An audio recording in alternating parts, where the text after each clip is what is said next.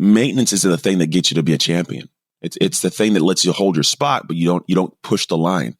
And so when you're playing not to lose, you're playing reserved, you're playing safe. And when you play reserved, you play safe, and anybody else comes against you and plays even 1 inch out of that, 1 inch riskier, their return can be higher.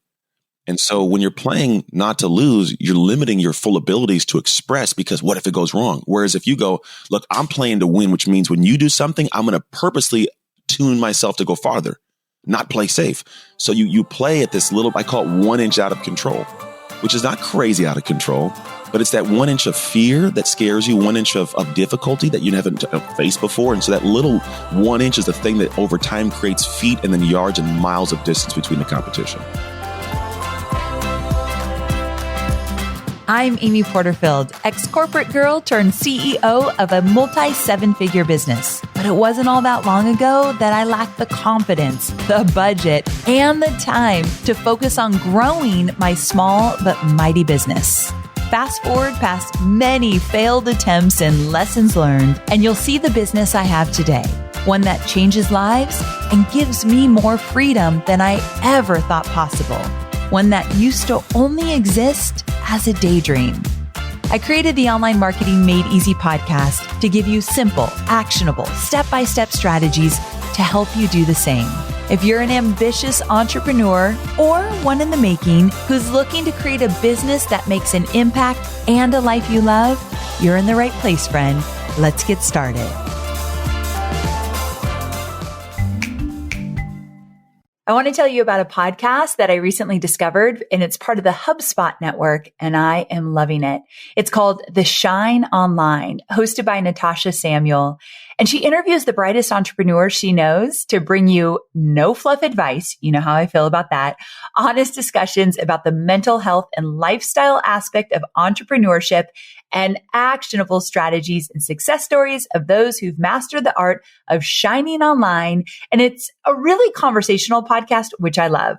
I personally loved her recent episode. It's titled New Year, New Strategy, my 2023 content predictions. And she dives into her expert content predictions for the upcoming year. It is good. So you can listen to The Shine Online wherever you get your podcasts. Hey there, friend. Remember last year in November when I did my first ever week of gratitude and giving? It feels weird to say last year. It feels like it was yesterday. Anyway, I kicked off that week with a short episode from a very special and impressive guest. And let's just say that episode was fire. It was so good. And you all told me that you loved it and you wanted more of my guest, Anthony Trucks. And listen, I'm here to deliver. So I've decided to bring him back on for a full episode. And let me tell you, you are in for a treat. Now, Anthony is a man who thinks and works in frameworks. Can you tell why we're friends? And in this episode, he breaks down how to align your success with seeking true fulfillment. So not just success on its own, but success with seeking true fulfillment. And not just grinding day in and day out to achieve something, but to feel really good about what you created.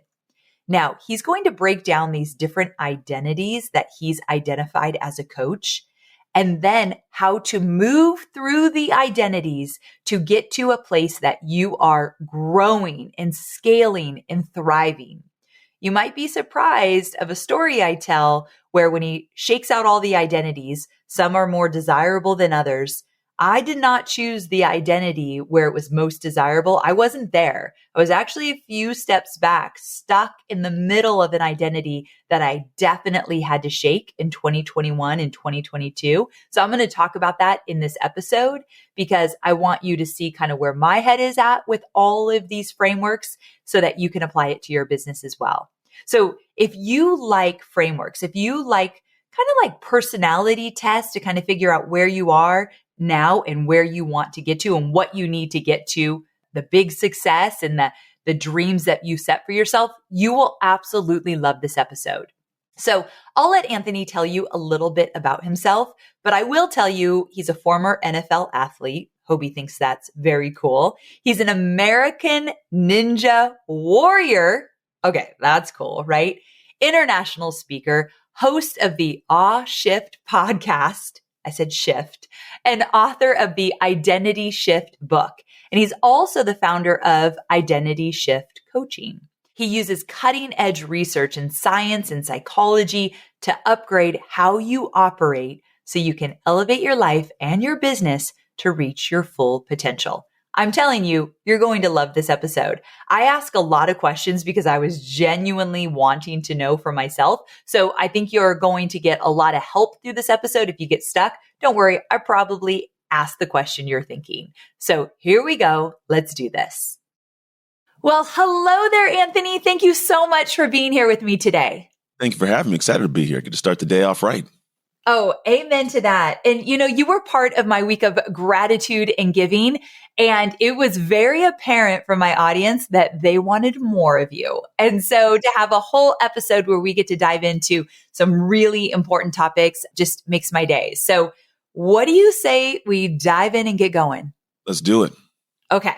So I introduced you in the intro and told people a little bit about you, but I think it's always fun if people hear from you as well. So if you got just a few minutes to say, tell us about you, what would you share with my audience? Oh man, tell us about me. I'm a guy that thoroughly enjoys showing up in the world with the intent of helping other people from the crap that I've experienced. So I think that's the majority of people doing what we do, right? But I found for me that I'm a husband, I'm a father, I'm a man of God, I'm a coach, I'm a speaker. And I like living life in a way that is outside the bounds of normalcy. And I started my life in a funky way, so we don't get to go deep into it all, but I did grow up in a really kind of awkward, we'll call it abnormal, difficult childhood that forced me in a direction to make a choice of, do I want to go in the path of what statistics will say that I'll be in prison or I'll be homeless or I'll be a criminal? Or do I want to the path of making that be a great reason as to why I've done well? And so I chose that direction. And through the ups and downs of life, I've got to the point where I now teach people how to do what I call the dark work to make shift happen. So it's all about diving internal to do the things that aren't celebrated. They're not sexy. To at some point create a moment in life where you look at your life and go, holy crap, I made this, in awe and excitement and appreciation. Well, you're absolutely doing that. And if you lost everything and had to start over, you could be a voice actor. So I'm pretty sure everyone would agree with me right now. We could listen to you just because of your beautiful voice. So it makes the podcast even more special. Okay. So Anthony, one thing you really help others do is figure out how to seek true fulfillment as the indicator of your success, and then align that finding with all areas of your life so that you can keep moving toward your goals. And I know you have some frameworks, which I live and die by frameworks in my business. So you've got some frameworks to break this down, and then the solutions for your findings. So I'm excited to dive in. Can you kind of get us started on this road? Yeah. So, I mean, for me, like you said, there's this directional path. I think the world we live in nowadays, there's a lot that we're able to see that previously we couldn't see. When I was a kid growing up, I couldn't see a kid on Instagram who got a brand new toy and they're living in some amazing country and taking trips. And so I knew it was in front of me. And so because of that, my scale of what was acceptable, great, was consistent with what was around me. And I didn't have this FOMO all the time. Whereas nowadays, I think there's such a prevalence of, here's this cool life I get to see, but don't get to live, that I create that FOMO. And then now anytime I accomplish something, I'm presently aware of how much I didn't accomplish. And so I'm real big on setting a direction based on my own personal scale. Like, you set your own scale. Like, I'm right now, my scale is I'm in season of dad, which means I got a son in college. I got twins that are 13. And in this season of life, I'm going to be home way more than be gone. I don't care about being on the road and being a road warrior. Everybody sees me. I want to be seen at home. I want to wake the kids up. I want to pick them up from school. I want to train them. I want all these different things to be present. At some point that will end, but that's my scale. And if I compare that to the world would go, oh, but you could work from 3 p.m. till 9 p.m. Just find a way to do it around the kid. Like, that's what the world would say. So I'd feel less than, even if I accomplished it. And so once I know what that is, I'm really good at setting a path direct towards that, regardless of what the rest of the world thinks. Okay. I love that, because you're right. Comparing yourself to everybody else is such this one of the scariest things that you can do. It really is. And if that's it, when we talk frameworks, what does that look like? Well, first, it looks like, where am I at now? Because I think there's one part of setting your scale. And if I give it a structural framework, I look at it in 3 ways: health, wealth, relationships. And I tell people you can frame it up in a way of creating what's called a vivid vision for it. Now, there's vision boards you can create and all those kind of cool things. And I'm totally for that. But in each of the areas of health, wealth, relationship, if you choose to add spiritual, you can. I just have 3 ways I focus on creating a vision that's palpable. Because if you can taste it and touch it, you'll almost subconsciously work towards it. It's this weird part of us where we'll just have a picture of a vision put on the board, and all of a sudden, 3, 4, 5 years later, this has come to pass. Well, it wasn't accidental. Part of your brain was still working towards it. And so I want to create that. So I look at it as when I set a goal for this specific area, say personal, right? Health, whatever you want to call it.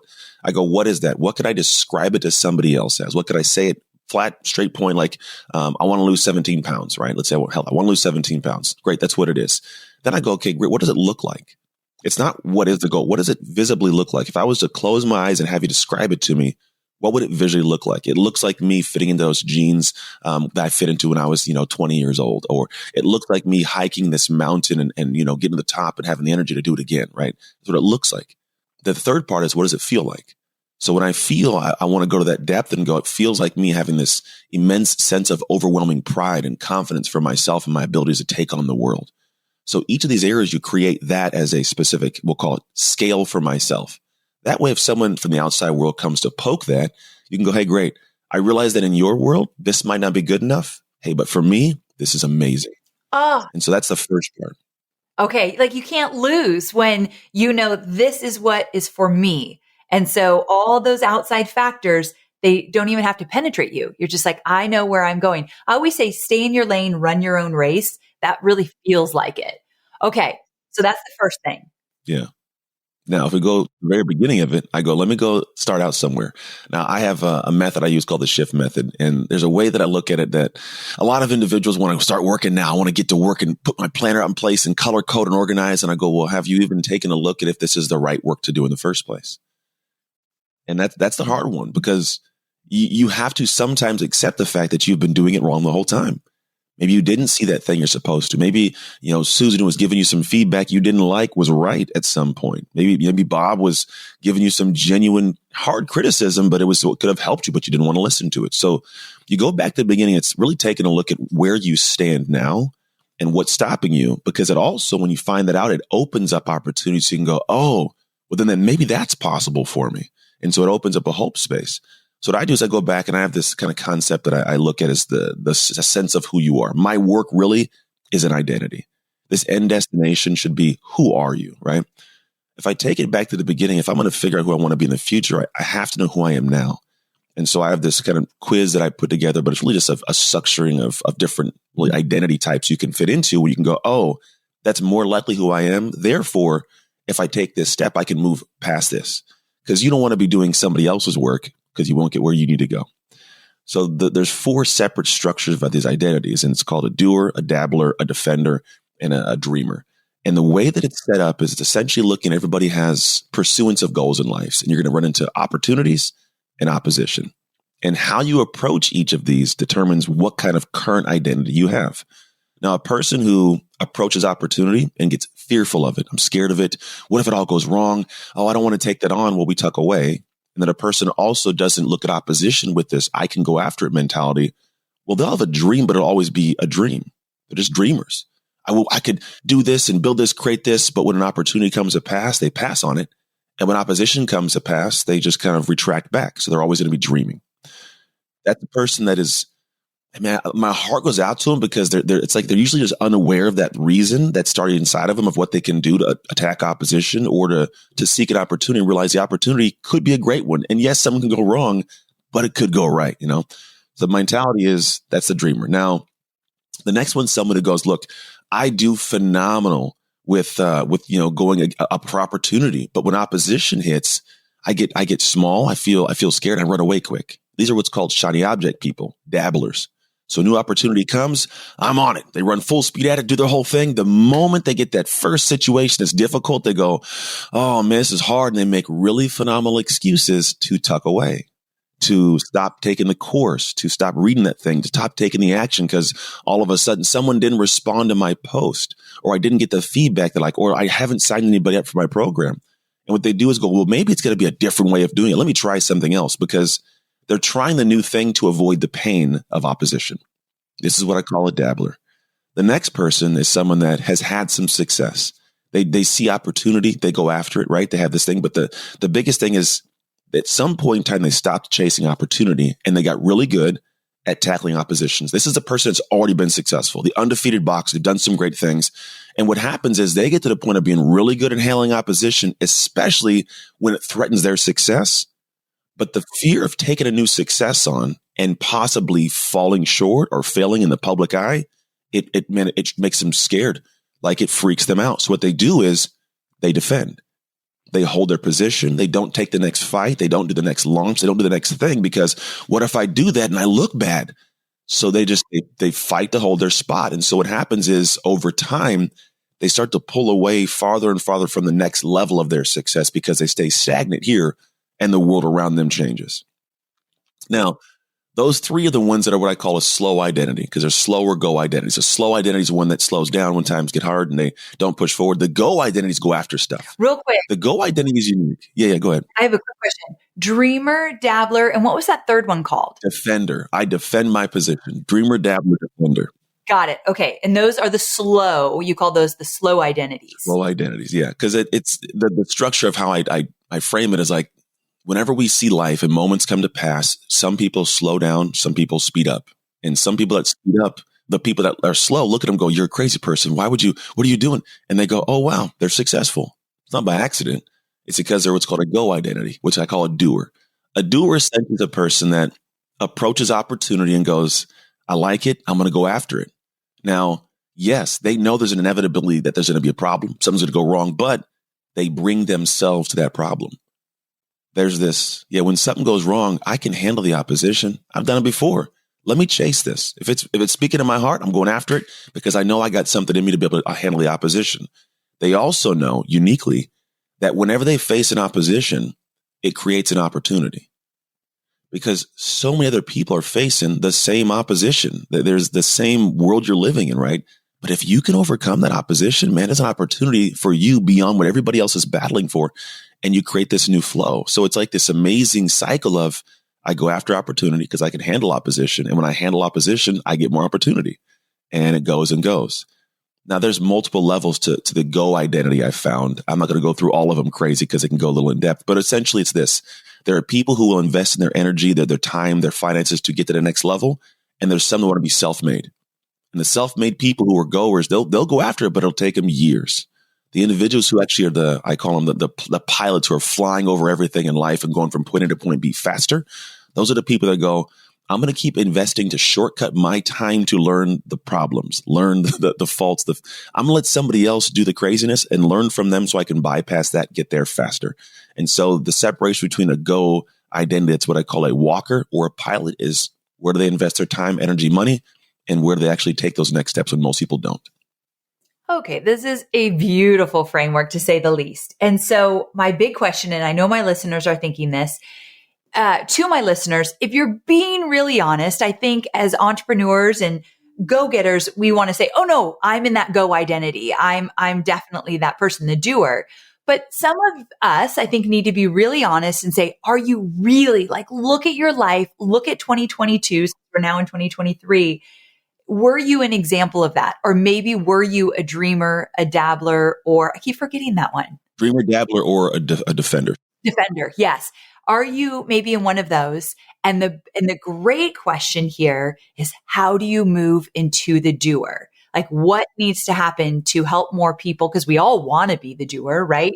So what needs to happen there? Yeah. So there's a couple things I do. Part of our framework is the C stage, right? And the C is what we're doing now. But there's this great, I think it was Tom Murphy said this statement. He says, it's hard to see the label when you're inside of the jar. And it's a simple concept that holds a lot of weight, especially in this instance, because there's a lot of people in our lives that see us inside our jar and they can read our labels. Now, we typically can't. We're just in the jar, hanging out, doing our thing and wondering, why can't I make more money? Why don't I grow this? Why don't people want to hire me for a stage? Or why can I not find my relationship fix, right? But the reality is there's some part of your label that you're not noticing. Maybe you're a poor communicator. Maybe you don't show up. Maybe you're unreliable, whatever it might be. But you just keep doing your thing. And then when somebody comes along and says, hey, I just want to let you know, your label says that you're a poor communicator. Leave me alone. You don't support me. And they cut them off. And I'm real big on going, all right, well, there's people that are sometimes mean, right? They'll just say mean things, but they're not my person, right? But there's usually people we respect that they're They're apprehensive to tell us what we need to hear, but they'll tell us what we want to hear. And that differentiation is problematic for us because where we may be able to figure out where we stand, are we really a defender? Are we really a dreamer? Are we really a dabbler? Which one are we really? They'll give us that insight, but we don't want to hear it. So because they know we don't want to hear it, they're not going to tell us because they don't want to create a fight. They want to argue with us. They don't want to be in some altercations. They just avoid it. So what I say is to go back to people in your life who will tell you what you need to hear, not just what you want to hear, that you respect their position and their insights, and then eat the frog. Let them tell you the truth. And then what happens is now you have this awareness of what your label says, and you can go, okay, great. That's my area to work on. So maybe somebody goes, you know what? I'm telling you, Sally, every single year you say this new thing, and then it's you never do it. You never handle the first problem, and then when I give you an opportunity, you never tackle it. And then you can go, oh, well, if this person said this, maybe I'm a dreamer.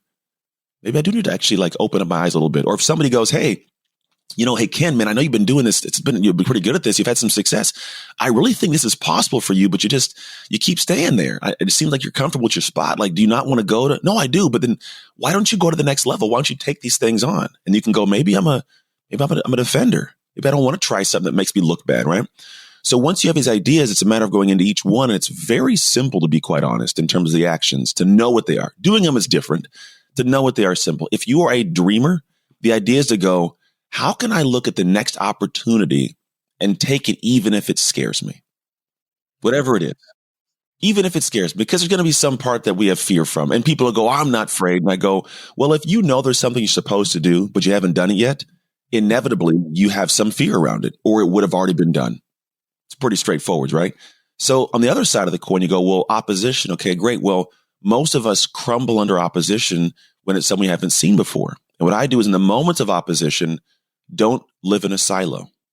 Reach out to people who have done this before, have gone down that path, or at least look at yourself and go, is there somewhere in my past I've actually navigated a hard point and got past it, and extract some of the tools you've already got, or somebody else might have, and apply them to the opposition to see, what if I solve this?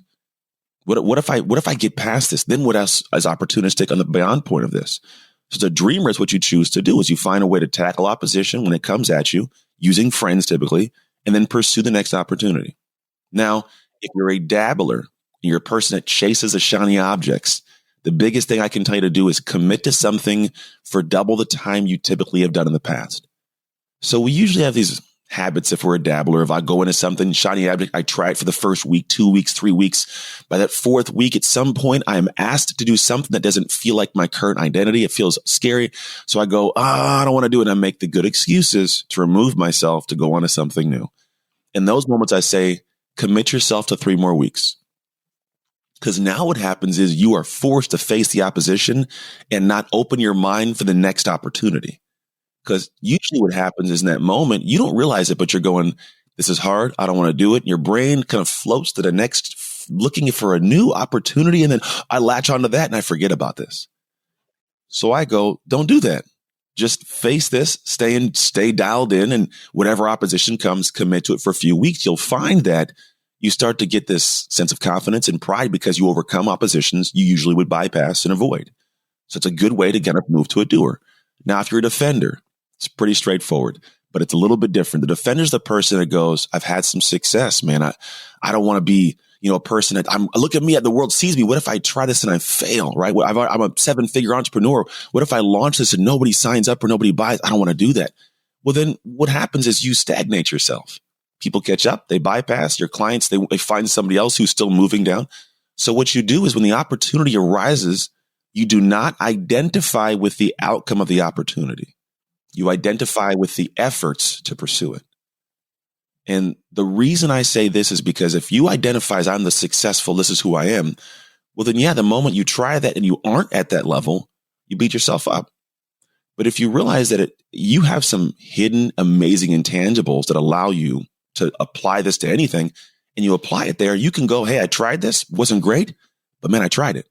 And I used my skills to try it. It's kind of like metaphorically, I find some people, they're amazing farmers, right? Let's look as a farmer. I went to this amazing area where I could, plant the seeds and harvest, and I grew all these brand new trees, apple trees, amazing apple trees. And then at some point I go, there's an opportunity to go over here and grow, I don't know, grapes. Now I go, I don't know how to grow grapes. I'm going to stay with my apple trees. Or you go, you know what? I know the basics of how to be able to till the soil, to plant a seed, to, get the all the different, irrigation done. So I'm going to go over here to the grape area and I'm going to put some of the same things down, but I realize I'm going to learn as I go. And it's not going to be as fast to start a whole new apple orchard because I know how to do it, but I know that I can figure it out because I've done it before. If this is your mentality, it's massively different than going and throwing grape seeds in the ground and going, where are my grapes? Where are my grapes? What's going on? Like, well, because you have to apply the same skills, but you don't have to relearn them. You have to just kind of apply them over time. Okay. So when you first started talking about all these identities, I was quick. The ego in me was like, oh, I've got that go identity. And I could argue that a lot. However, as you break this down, in 2021, we went backwards in revenue, and it had been a long time since I had gone backwards in revenue. And what I found is I was a defender. I was doing all the things that I've always known to work. And I was like, I don't want to look weak. I don't want to do a launch and not do well. So I'm just going to stick with what I'm doing. Well, COVID kind of changed everything, and even on online marketing. And what I didn't know in 2021 is I need to try some new things, and I didn't. So my revenue reflected it, but so did my psyche. Like I felt defeated that year, but I was still like, I'm going to stick with what I know. Coming into 2022, you mentioned that trust people that will kind of tell you the stuff you don't want to hear and swallow the frog. I had a good friend that said, I think you're stuck in old strategies that you've used forever, but you haven't tried anything new in a long time. And when she said that, it stung. She said it in front of my whole team. She was visiting, and I wanted to be like, please shut up. Like, Yeah, you're right. rude. Like, I don't want to hear that. Yeah. I was very defensive internally, but I know not to do that externally and take that pause. And so I took the pause and I thought, she is so right. She is so right. So we go into 2022 and tried all these new things and increased our revenue by $1 million last year because I was willing to step out of being a defender and wanting to get into that go identity. And so I can't believe I totally was like, oh, I'm go. I wasn't. So this is really powerful. If you want to organize your business, you need a CRM, a customer relationship management platform. And if you actually want to grow your business, do what I have done and move over to HubSpot CRM. With HubSpot, your sales, marketing, customer service, and ops teams all have access to the same dynamically updated data. Can I get an amen? So they won't get their wires crossed on where a customer is in their journey or how to convert them. Plus, HubSpot CRM is easy to buy and easy to use, so you don't have to waste valuable time onboarding your teams or managing software. You could just start the value right away. That has been my experience. So learn more about how HubSpot can help you grow better at HubSpot.com. Okay, and one more question, and then I want to ask if you've got some examples to share with me. What if you are in that go identity, but remind us again, there's two there. There's the what and the what. Yeah, there's actually 5, but essentially it goes between walking. So I'll give you I'll simplify it.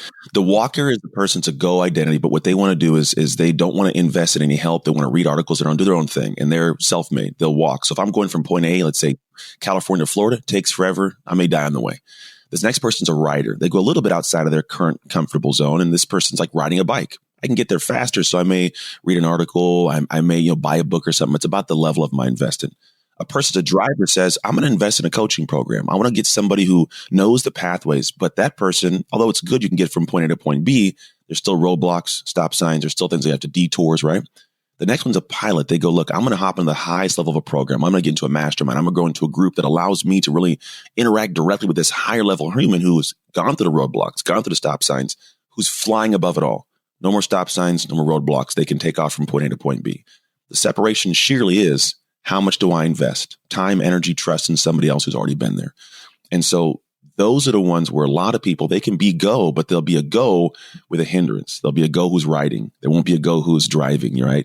And so if you can look at yourself and go, yeah, I'm a go identity, but I really haven't taken that next scary investment leap to try something, join somebody, like whatever it might be, that might be why you're going, but going slowly. Yes, I think I know my audience well, and those that are listening that identify as the go identity, They are riders and drivers. They'll invest in my programs. They'll use me as a mentor, but they aren't necessarily, some of them, at that pilot. So remind me the difference, because I think people will really identify if you're a driver versus a pilot. What is like the big difference there? The way I explain it simply, and there's also an astronaut, but the astronaut's a little different. The astronaut sees above all of it. While you want to go from California to Florida, they go, I see some in Australia. So cool. That's something I aspire to. I am not there yet, but that's cool. Yeah. And neither am I. The separation between a driver and a pilot's really, think about this. If I want to get a driver's license, how hard is it to get a car and to get a driver's license, right? Not too hard. And then if you if I want to be a pilot, like I'm just, I'm in the process now of getting my pilot's license. I'm actually looking at all of it. It's like $20,000 just to get the license, right? Let alone a plane. So huge time commitment. Yeah. And it's scary to be up that high. It's sometimes scary. And so the separation is, are you a person that other people look at you and go, you're in that 1% of human? How many people drive versus fly? It's like less than 1%. I mean, vastly less than 1%. And so the separation is going to be, am I in those groups, those rooms, or am I pursuing the groups and the rooms that would scare me to get into them? That's a big piece of it. Because a lot of us, we're good sitting in our little groups. I'm good here. I feel comfortable. I want to do more. But I always look at that statement of you're the average of the 5 people you surround yourself with.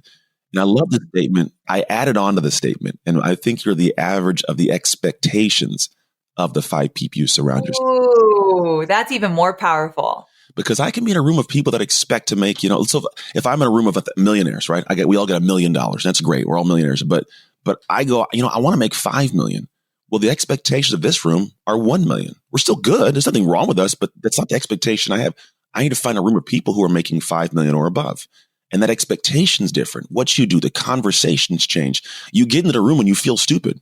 Like I get into rooms all the time where I go, I don't think I should say anything in here. I'm just going to listen for a while.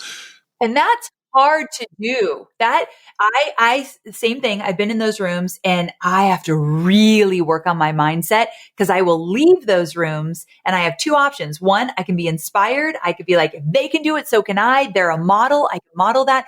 But I've left those rooms thinking, I am a loser. I've done nothing with my life. Like, you have to be so careful. So to go from a driver to a pilot, there's a lot of mindset shifts you've got to make. It's a ton of them. And this is where we go back to that personal scale. I can be in the room and go, I want to make this, but I'm going to look at this guy and go, well, he's got 5 planes he rents out, and this guy's got a yacht over here. But I go, I don't actually want to have 5 planes or a yacht, so I don't have to feel bad. Now, there's things that part of their life I may enjoy and appreciate, but I go, I'm not going to hold myself to this weird standard to make myself feel bad when I'm in season of dad, right? So it's a matter of having that anchor before you enter the room. Oh yeah. Going back to what you first taught us in the beginning, knowing where you are and what you want and what you stand for, that's everything to this framework. I love that you brought us back there. So can you think of an example of someone you've worked with that actually was in one of those slow identities and they were successful in moving into the go identity? Yeah. Name's Frank. You can actually look him up. Frank Benedetto. He's a really, really awesome human. He works, he has a company called the Honey Badger Project. And he works with mostly people who are like PTs who are private practice and want to build their kind of business. And so at one point he had a business that he says he accidentally started it, which is kind of interesting. Started and then he sold it for 7 figures. And in the doing so, for some reason, part of him didn't believe that he deserved it. Now, prior to this business, he had a really tough role. He was, I think, had some, issues with some, I don't want to call it drugs. I don't think it was drugs. I think it was like he had like a drinking problem, and him and his wife were battling, and like there was a divorce situation kind of on the kind of future horizon. And he remembers he was sitting in a shower, and he's in the shower, and like he just realizes this can't be my life, and he makes this decision to start changing things, builds his business, sells it, but never got rid of that identity that was tough before. So he said he accidentally felt like he did this, he didn't deserve more. So when I found him, or he found me, I was on a stage speaking, and he goes, I'm making right now a few thousand a month. I got a savings I'm pulling from, but for some reason, I know I have these skills, but I can't seem to grow to this next tier. And he was living in a position where I think he was more of it was a defender in a sense because he's had some success, but it was like a mixture of that and the dabbler because he was trying different things. So we sat back, started realizing, well, the part of him, because he wasn't a dreamer, he was doing some things here and there. The part of him that had the defender personality or the defender identity that wouldn't take on the new opportunity was the guy that didn't want to go back to the old place he was. He didn't want to revert that far back. So it's scary to do anything less than. But the part of him that was the dabbler didn't have the goal to take the opportunity on in a certain way. Like, cause he knew that when opposition comes, he kind of crumbles a little bit. He was scared of it. Cause what if they point me out? What if they're right? What if what my belief is right? I'm not supposed to have a success. So we kind of went through a lot of journeys of both the personal mentality of the fact that the dude had some amazing skill sets. He's worked with UFC at the time. He's a big name in New York for what he's doing. Like, he was already doing stuff. I'm like, what are we going on? Like, you're amazing, right? And then part of it also is trying new things business wise he hadn't tried before. Like, the Honey Badger project really hadn't pushed and taken off. And although he had great insights, he's like, I don't know if they're valuable to people. I'm like, no, they're amazingly valuable. Put them out into the world. And so the more we kind of structured both his mentality and the business structure, he came to this head of, all right, now it's time to put this into the world. Now I have to actually tell the world that I do this, and this is what I charge for this. And so we worked together, and then he sent me a text message. I think it was like 16, 17 months later. And I have the text somewhere. It's one of my favorite ones to go look at. It was a moment in time where he was making like $3,000 a month. He had like 10,000 saves, and he goes, hey, I want to let you know that in the past 18 months since we worked, I have now brought into the business $1,056,000. Oh my gosh. Yeah. It's super cool. I still have the text message floating around. Like, it's a great thing for me to sit back, because here's all I'll tell you. I don't know anything about physical therapy. It's not my space. I couldn't tell you what he did or how he did it to the T individual, but I do know that he had to step out of the space of feeling like he couldn't take the opportunity because maybe he didn't deserve it. And also he needed to make sure he wasn't trying to like be scared. Like, you can't play scared. You must play to win, not to lose, if that makes sense. And the energy is different. When you're playing not to lose, you're not playing at full tilt. So playing to win and letting go of that old perspective was what he needed to do. And he shifted into that doer identity. And the guy moved his family to Florida. He lives in this amazing like design community down there. It looks like a movie, like where he lives. It's amazing. And yeah, man, I still keep in touch with him. Story. I love that story. And something you just said I want to touch on. I've heard the phrase before. I've never really examined it. What does it look like to play not to lose versus play to win? What does that look like? So if you think about, I'll explain this. So if I'm an athlete and I play sports, so I played professional football, and kind of I look at it, when I'm going out there and my goal is not to lose, I play close to the chest. I don't take the actual risks. And while I say risk, there's calculated risk, right? So if I'm playing a football game, those who may not know football, it's plays. You structure a play up, right? There are some plays that are risky, trick plays and craziness. Then there's plays that are just like the ones to make sure you're doing the thing to just maintain, right? And if we all know this, maintenance is the thing that gets you to be a champion. It's the thing that lets you hold your spot, but you don't push the line. And so when you're playing not to lose, you're playing reserved, you're playing safe. And when you play reserved, you play safe, and anybody else comes against you and plays even 1 inch out of that, 1 inch riskier, their return can be higher. And so when you're playing not to lose, you're limiting your full abilities to express, because what if it goes wrong? Whereas if you go, look, I'm playing to win, which means when you do something, I'm going to purposely tune myself to go farther, not play safe. So you play at this little, I call it 1 inch out of control, which is not crazy out of control, but it's that 1 inch of fear that scares you, 1 inch of difficulty that you haven't faced before. And so that little 1 inch is the thing that over time creates feet and then yards and miles of distance between the competition. I want us all to think about that one. Can you play 1 inch out of control? I've never heard that before, and I love it, because I want to be a risk taker, and I have been in my business, but I'm also not incredibly risky. That is not my personality, but I can absolutely show it for 1 inch out of control. That's how you said it, right? That's exactly how I said it. My college coach brought a military guy in to talk one time. As we talked about the military, he's like, we got to play 1 inch out of control. Like, that's kind of how some of them thought. And it's the same that we did for football. Play 1 inch out of control, man. Be a little bit loose, but not too loose. That is so good. I'm not a girl that's going to get a bunch of tattoos, but I feel like that's a tattoo for someone. Like that's good. Sure. Think about it. Maybe for you. Okay. So you gave us a great example of someone going from slow to go. I don't want to totally put you on the spot, so it's okay if you don't have one with you right now, but do you have an example of someone that has a go identity, but maybe they're a walker, rider, driver, and they want to get to the pilot or astronaut or whatever it might be that made that shift? Yeah. I got a few people. So I know one is Natasha. So Natasha Wilch, she does concussion therapy, and it's up in Canada actually, and it's called used to be called concussion. I think it's called the brain nerds, the nerds. It's like look it up. Natasha Wilch, you can't miss her. So she is a person that had success in a brick and mortar, and was doing really well there. It kind of had the realm of, doing the online thing. And then the pandemic hit like everybody else. And we were working together at that time. And so she goes, look, I got to kind of transition this from brick and mortar onto my online. And so she was able to do that. And she retained like 80+% of her clientele online. And she was good there. She's comfortable. And I go, that there's a lot of people who cannot do what you just did, right? Yeah. So why don't you create something for them? Oh, no, I can't teach my peers like that. I can't do this thing. I'm successful where I'm at. There was an opportunity she didn't want to pursue. So I go, let's kind of play this out. And so what we did is I said, what can be done to make this nuanced and unique? And so we thought through it. I go, okay, what can go wrong? And she thought through what could go wrong. I go, okay, so what could go right? Like if it all went right, it was all this upside. She could help people's families by saving their businesses, working with their clients still. And so we did it. I said, okay, let's just jump in and try the right side. Let's see what happens if we apply some things here. And so what she did is she put together a little training and she got a hold of some different people in her industry that could give her access as gatekeepers to the people she wanted to serve. And she put it out there. And I was on the phone during one of our coaching calls when she got the first, email pop up of a purchase for her program. And I was like, I feel good. She's like, yeah, someone wants that. I said, great. Fast forward, I think it was 4 weeks.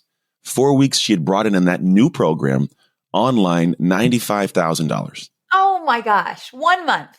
1 month. And the thing is she didn't have much of a crazy online presence, but she went the right channels with the right product at the right time in an area she was completely uncomfortable and created something that has blossomed. And at one point, matter of fact, I think she got on the news like a month and a half ago. And then she got an award for, in Canada, her province, an award for Entrepreneur of the Year.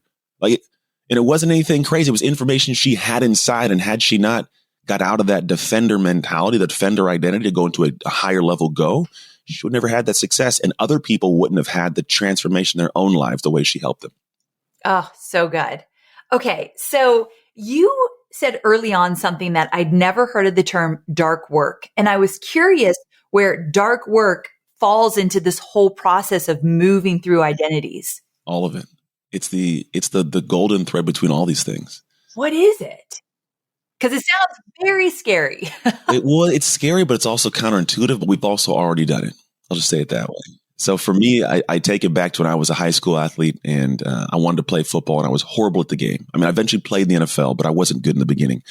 And there was a window of time where I was like, I want to be great. What are they going to take? And I looked at people who were doing things that I wasn't currently doing, didn't feel comfortable doing, but knew it was the pathway to get there. So I stepped in, I go, what do they do? Well, football players catch footballs, run routes, they lift weights, all that kind of stuff. And I go, I don't do that. But I started doing it. And it felt like a fish out of water. You don't feel comfortable. In fact, there's judgment. My friends are making fun of me. Hey, man, you can't catch a football. What are you doing catching footballs? Oh, you're skinny. Why are you lifting weights? You're slow. Why are you running, bro? So you get this feedback and you start to feel small. But I go, I'm just going to keep doing it. And I kept doing it. And what happens is it's work that is very hard work, that is driven by a pure, we'll call it ambition, that allows you to develop a skill and the brazenness to deploy that skill in the world. So I went through 7 months of this work that was unsexy. It was unsupported. It was uneasy to do. It was hard, right? But here's what took place. I was doing what I call dark work deposits to build dark energy. And the whole goal for me was to be this amazing football player, what I call to shine the lights. And all of us had that desire. We want to shine as the entrepreneur, shine as the mom, shine as the dad. We want to shine in some way, but that is always equal in opposition to the difficulty it took to get there, the dark work. And so when I got to the football field the next year, I was a whole different human. There was this mentality in me that I'd done too much work in the dark for you to take what's mine in the light. That guttural sense of like what we show up and fight for in our life in the shine, it comes from what I sacrificed in the dark work. So for me, essentially, it's looking at all these things we're talking about. If I want to tackle opposition, if I want to take on opportunity, that doesn't happen on social media in front of the world. It doesn't happen 100% with my spouse's support. My friends may not get me, but I stay the course. It's me in a dark room with my computer, putting things out, me look at the numbers, getting the feedback, taking the lumps, right?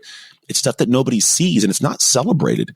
But that's what allows me to step onto the stage and go, look, I have spent the last 6 years driving myself insane at the work I've done, the sacrifice I've put myself through, the things that I've read, like the way I've abstained from certain things. I haven't gone taking trips. I haven't spent the money. I haven't partied. This is mine. I will not let it be taken from me. And when that is your mentality behind the heart of what you do, you cannot fail. That dark energy, it fuels your shine. That's why if you look at the best athletes, we go to Kobe Bryant because I love his mentality. That was a guy who, when it came to the game and it's on the line, him and Michael Jordan's, the Tiger Woods, there wasn't this space when you look at their face, they go, we could do it, guys. No, they hunkered down. They got grit. They said, let's go to work, right? There's this mentality because Kobe knew that he would get up at 4 a.m. and fly to practice, get a whole practice and then go home, eat again and come back. So when you were starting practice with him at say 8 or 9, it was his second practice. He doubled up your practice. Do you think he's going to let you beat him in the game? No, he's done too much work in the dark. So if you want to launch the business, create the program, write the book, it's not going to happen because you feel great about it. It's going to happen because you went behind the scenes and did the dark work necessary to develop the skill and the identity of brazenness to deploy that skill. I have chills. That dark work, that's what it is. That's where it's at. I've never heard anyone talk about it like you do. And it's what creates the magic. Absolutely. Oh, I love that. Okay. So one more question for you before I let you go. And that is, you've had some hardships in your life and you're very public about them. And I'm curious, in your own words, how have they shaped and helped you build the business you have today, the life you have today? What does that look like for you? Oh man, it's the core of me. There's a painting on my wall over here, and it says, "Smooth seas never made skilled sailors." Oh, amen. I have a tattoo of a ship on my arm. It's the same thing because I was given away as a kid. My mom didn't want me. I battled a lot of stuff with my real father having a kid at a young age and all these different things. And I think all of them have allowed me to have a great appreciation for life when it gets difficult now. As an adult, I'm around a lot of other adults, and this world changes quickly. And for a lot of people, this is the first rough seas they've experienced. The first time they've subjected themselves. There's a statement, a quote. I don't know who wrote it or who said it, but it says a boat can stay in harbor, but it's not made for that, right? Like a boat is safe in harbor, but it's made to be out in the ocean. But most people have their boat in the harbor until they get an opportunity to go, I want to go out into the ocean. They go out there. It's the first time they've been out there.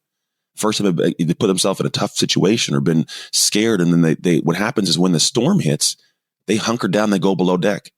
But me, I'm up on the top of the deck sipping tea, screaming at the rain. It's just because I've been there before, right? And so I look at all those moments, and while I don't like what happened to me, some heinous things happen. I don't like it. I do appreciate it now, because when things go crazy for everybody else, for me, I'm like, oh, that's just Tuesday. We're good. Like, it's just the nature of the beast. And it doesn't mean I'm special. I'm not different as a human being. A lot of what I talk about for dark work, the unique part about it is the way we all operate as an identity now, we're wired that way. All of us have been wired through experiences, right? How I see situations. If we both right now, someone said, here's the problem, me and you would both handle it completely differently. Well, why? Experiences. And every human has this. We've all done dark work in some manner. And so what I look at is go, okay, great. Well, if I'm this way and I want to adjust this and my life is my situation that gives me this wiring, well, we can also rewire. Neuroplasticity tells us this. So when I look at us and I look at my life, I go, my life has been difficult. I've experienced these things. I'm not special because my brain is like every other brain. The only difference is my experiences. So when I talk to people about this concept of who you become, a lot of it's like, you just need to do your own dark work experience, but don't do it haphazardly. Maybe for the first time, you curate a very specific experience you want to go through and subject yourself to with a purpose. And that's how you get the skill sets you desire and the brazenness to display it like you want to. For me, that's just what my life provided for me. And now when I go, I want to do something new, I go, great. What experience must I subject myself to intentionally develop the dark energy so I can shine how I want to later on? That last part is so powerful. You're actually putting yourself in a situation that you know is going to be difficult. It is the dark work, but you're doing that because you know exactly what you want and what you're going for. Exactly. That's bravery right there. Brazen, just like you said. I have loved every minute of talking to you. I knew I would. I was so excited to have you on.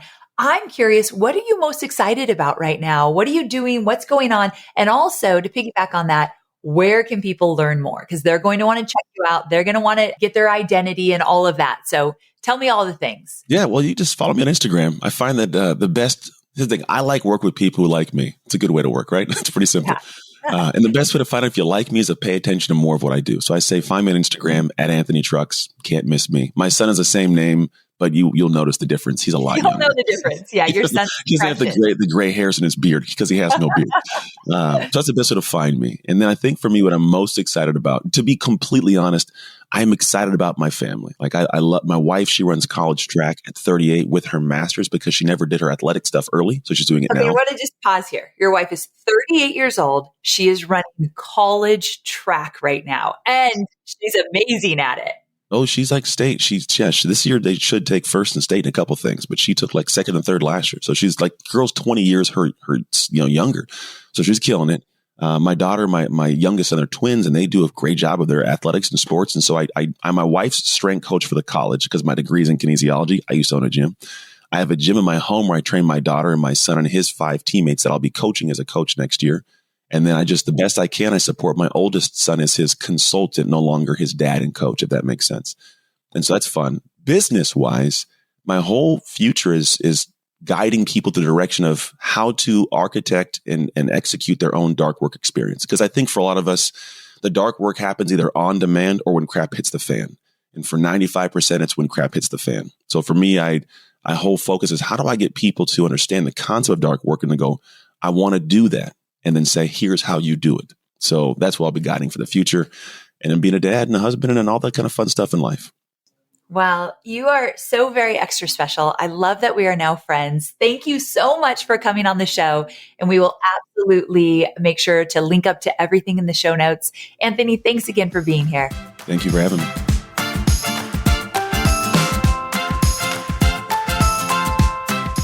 So there you have it. What I love so much about Anthony is how he breaks everything down into simple formulas and frameworks. What I love even more is that he is a solution-based kind of guy. Like, let's get you the results you want. Let's talk about why you're not getting them, and let's move you toward what you really ultimately desire. I can't get enough of that.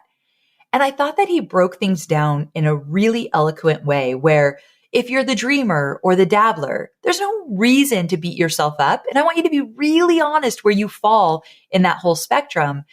But there's always a way to get to where you want to go. And I think following Anthony, getting more into his business in terms of following him on Instagram, seeing what he has to offer, could really unlock so much potential in all of us. I know identifying that I was the defender. The more I think about that, I'm like, oh, I could see that in other areas of my business as well, where I've defended certain strategies or defended certain people, whereas that's not necessary, nor is that a recipe for growth. I could put my sword down. I could say, okay, I don't know everything. I got to learn some new things, as awkward as that might feel, but it's worth it if in the end I get to where I really want to go. So that's a wrap. I hope you loved this episode as much as I did. Go check out Anthony Trucks. I'll link to all of his stuff in my show notes. And I cannot wait to see you next week, same time,